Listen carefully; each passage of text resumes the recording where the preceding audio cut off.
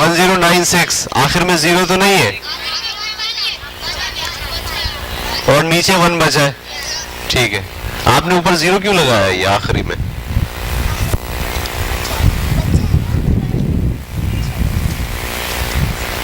सही है 1096। ठीक है, 0 क्यों लगाया था पता चल गया आपको? क्यों लगाया था 0? एक वक्त में 2 तारे थे, ठीक है ना, इसलिए आपने 0 लगाया। चेक कैसे करोगे? 109 तुम्हारा 1 कैसे आ गया नीचे? 4 नी 38 लिख दिया। 4 नी 38 का होता है लड़की? 4 9 36 होता है। 4 का टेबल नहीं आ रहा, अगर छठी में आ गया और 4 का टेबल नहीं आ रहा तो बड़ा मसला है। आ गया आपका 1096 8वीं वालों का।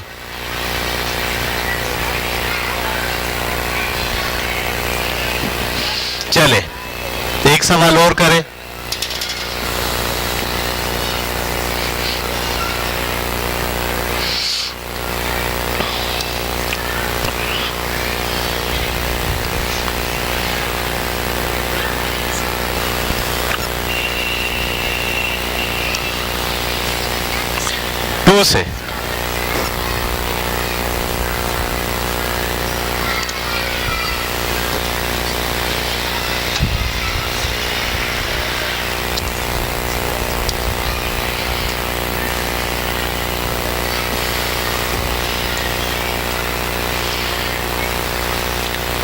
टू से डिवाइड करें 5 4 0 1 2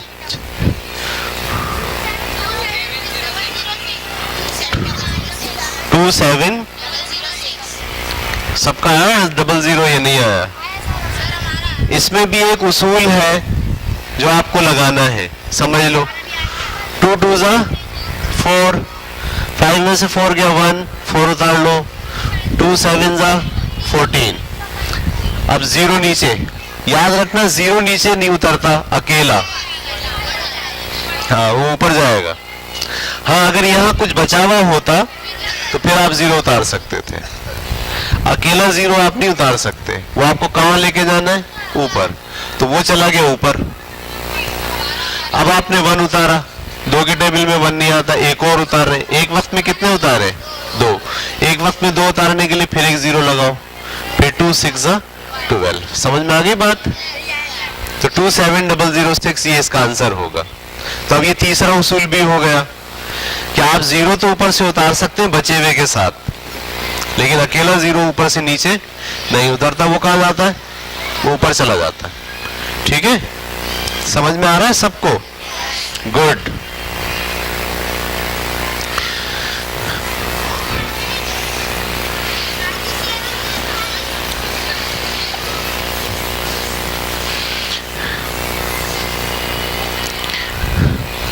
तो डिवाइड का निशान ऐसा होता है, ठीक है ना?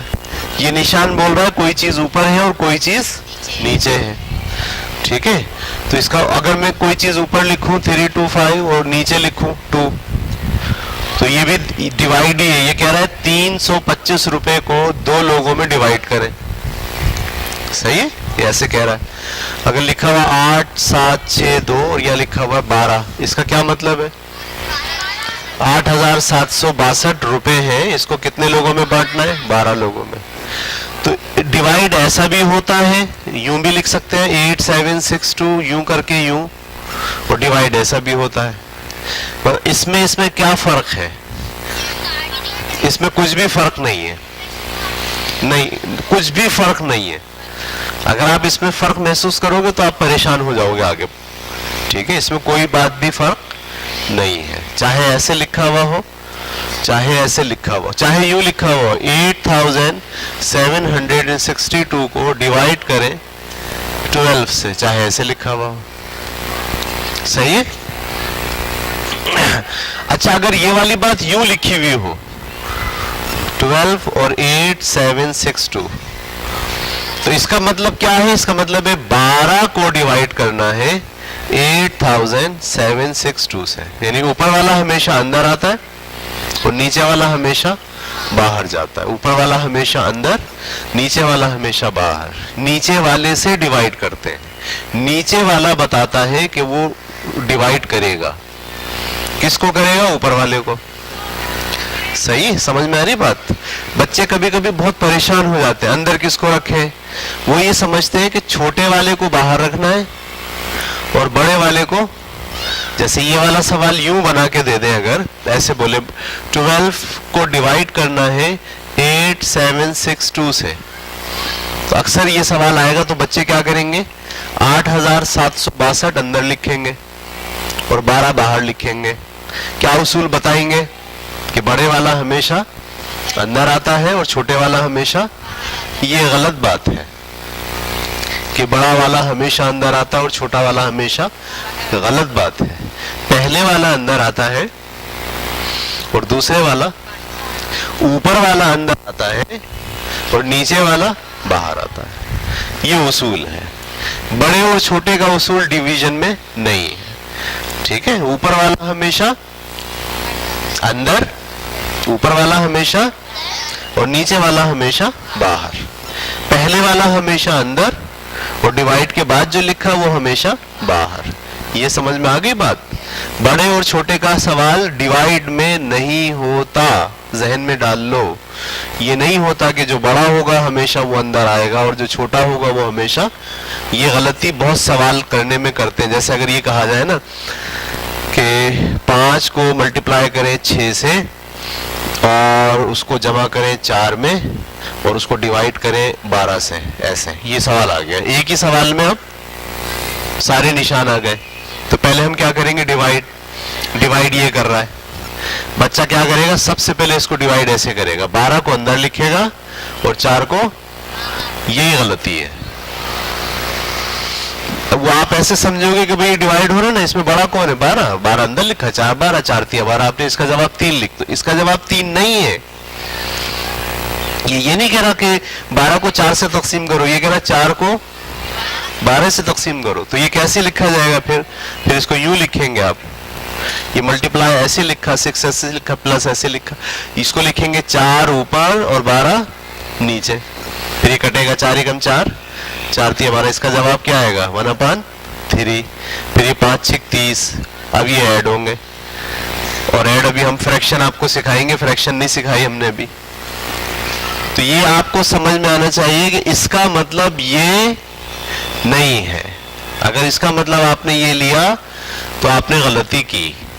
मैथ के अंदर ऊपर वाली चीज हमेशा अंदर आएगी और नीचे वाली चीज हमेशा बाहर जाएगी। पहला उसूल, या पहली वाली चीज हमेशा अंदर जाएगी और दूसरी वाली चीज हमेशा बाहर आएगी। समझ में आ गई? अंदर बाहर की वजह ऊपर नीचे से भी आप ले सकते हैं। ये ऊपर आएगा, ये नीचे आएगा। ठीक है, क्लियर होगी बात?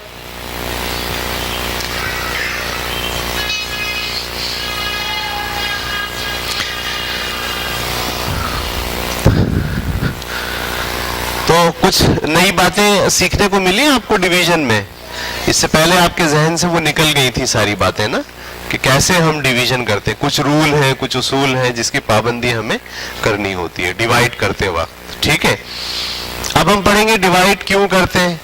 ये तो हमने आपको बातों बातों में बता ही दिया कि एक चीज की कीमत मालूम करनी हो तो डिवाइड करते हैं। ठीक है, तो ये कहीं आप नोट कर लीजिए, डिवाइड की हेडिंग डाल के, डिवाइड की हेडिंग डाल के, ज्यादा चीजों की कीमत मालूम हो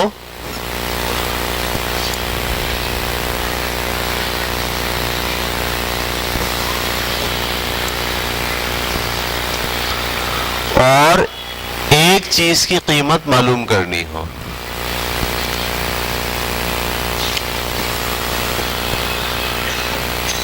एक चीज की कीमत मालूम करनी हो तो डिवाइड करते हैं, तो डिवाइड करते हैं।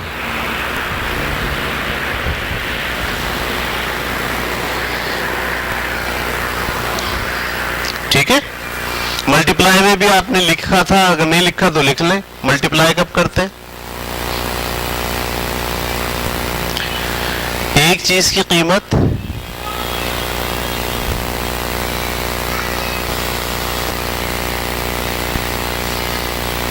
मालूम हो और ज्यादा चीजों की कीमत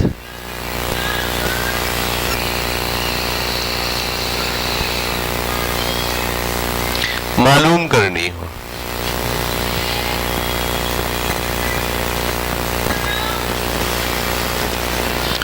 तो मल्टीप्लाई करते हैं।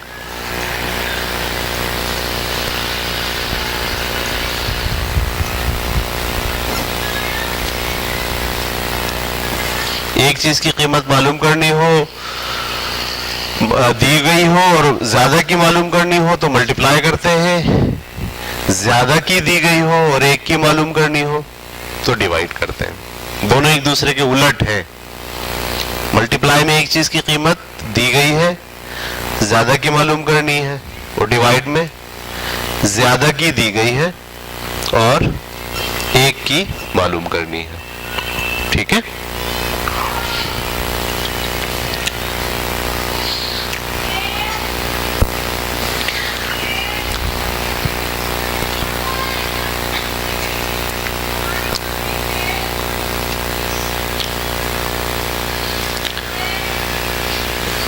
एक सवाल में लिखवा रहा हूं, वो लिखें फिर उसको हल करें।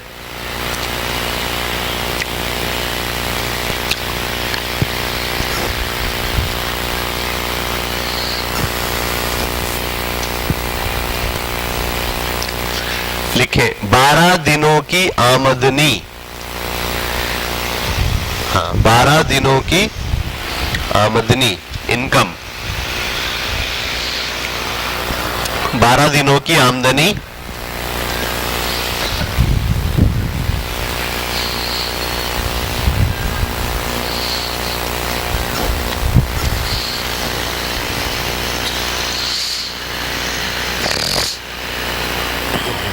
ऐसे 12 दिनों की आमदनी 7,284 रुपए है। एक दिन की आमदनी मालूम करें।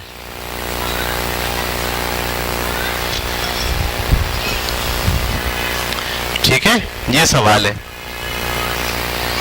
12 दिनों की आमदनी एक आदमी की 7,284 है।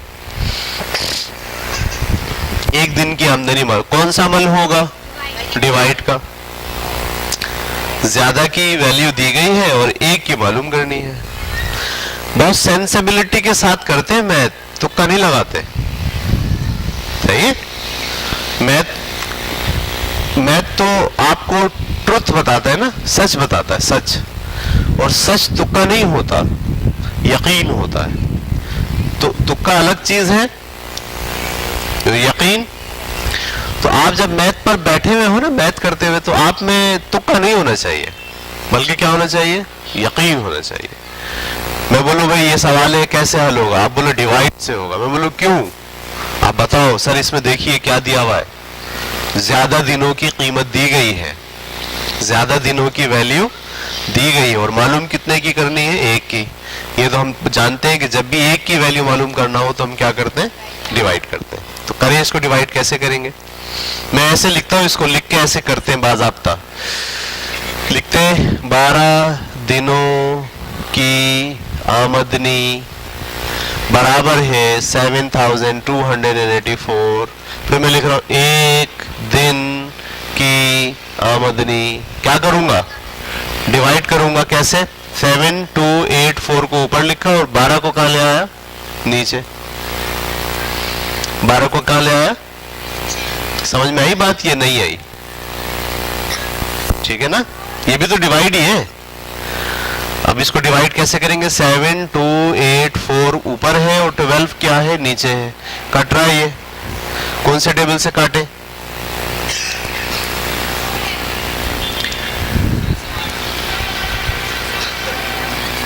छह से काटे। आवाज आई? 6 से काटे। 6 दूनी।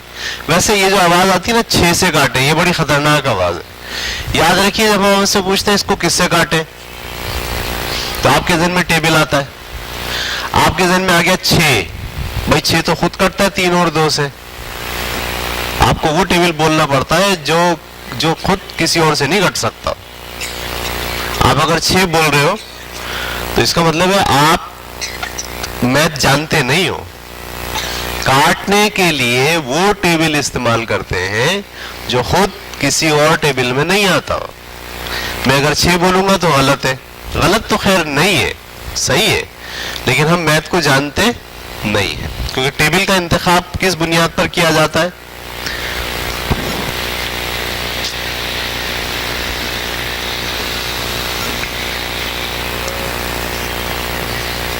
टेबल का इंतखाब किस बुनियाद पे किया जाता है?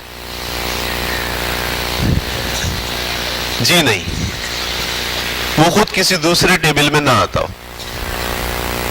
वो टेबल आपको पढ़ना है जो खुद किसी दूसरे टेबल में 2, 3, 5, 7, 9 लगा सकते हैं। 9 क्यों?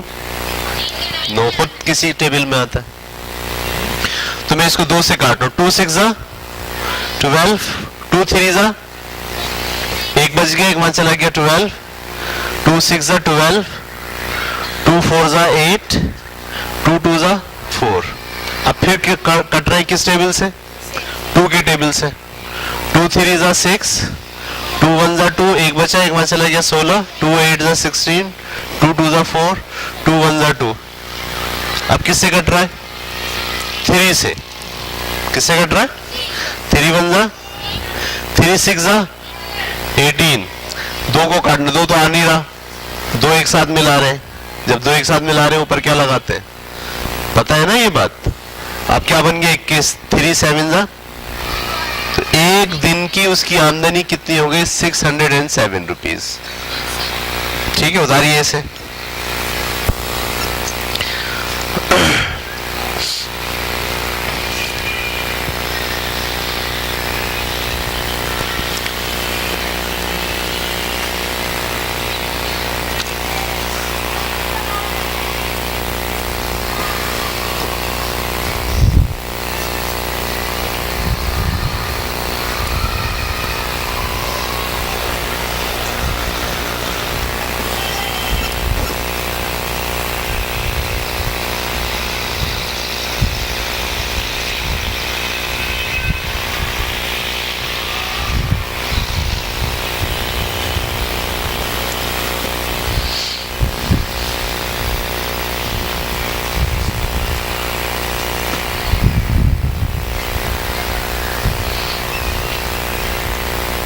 ऐसी कर लो डिवाइड, अगर आपको वैसे नहीं लग रहा तो ऐसे कर लो, कोई बात नहीं। 12 को बाहर रखना पड़ेगा लेकिन।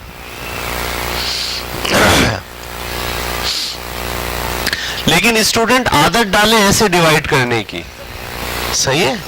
देखो आप तीसरी क्लास में हो, आप दूसरी में हो तो आप ऐसे डिवाइड करोगे, लेकिन आप अगर 5वीं में हो, आप 8th में हो, आप 9th 10th में हो, तो क्या आप ऐसे डिवाइड करोगे?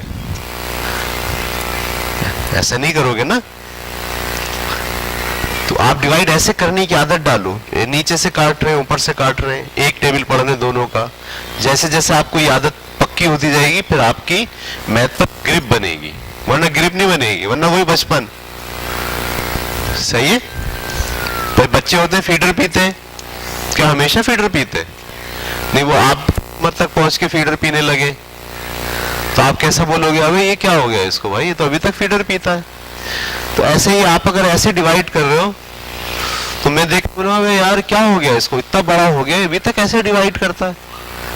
तो डिवाइड ऐसे नहीं करते हैं, जब आप बड़े हो जाते हो फिर डिवाइड आप ऐसे करते हो, ऊपर नीचे। ठीक है, चलिए एक सवाल और।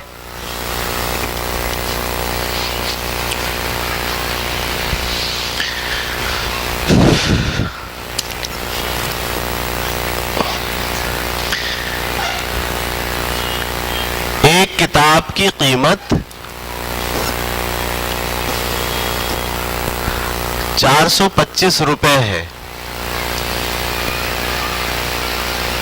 ऐसी 35 किताबें कितने की आएंगी?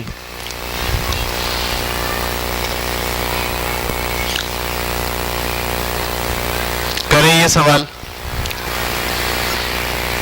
एक किताब की कीमत 425 है।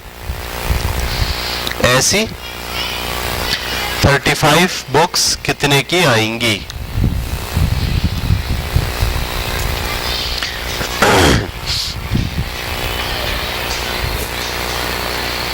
कौन सा अमल होगा? मल्टीप्लाई होगा। तो इसको ऐसे करना है, ऐसे लिखेंगे, एक किताब की कीमत बराबर का निशान कितनी है? 425। मालूम कितने की करनी है? 35 किताबों की कीमत बराबर है। अब आप क्या करेंगे? 425 को मल्टीप्लाई करेंगे किससे? 35 से। ये आप रफ में कर लीजिए। 425 ऊपर लिखा, 35 नीचे लिखा, डबल मल्टीप्लिकेशन होगी। 5 5 ज़ा 25, 5 2 ज़ा 10 12, 5 4 ज़ा 20 और 21, 3 5 ज़ा 15, 3 2 ज़ा 6 7, 3 4 ज़ा 12, 5 7 8 4 1। 14,875 रुपए की आएंगी। 14,875। ठीक है।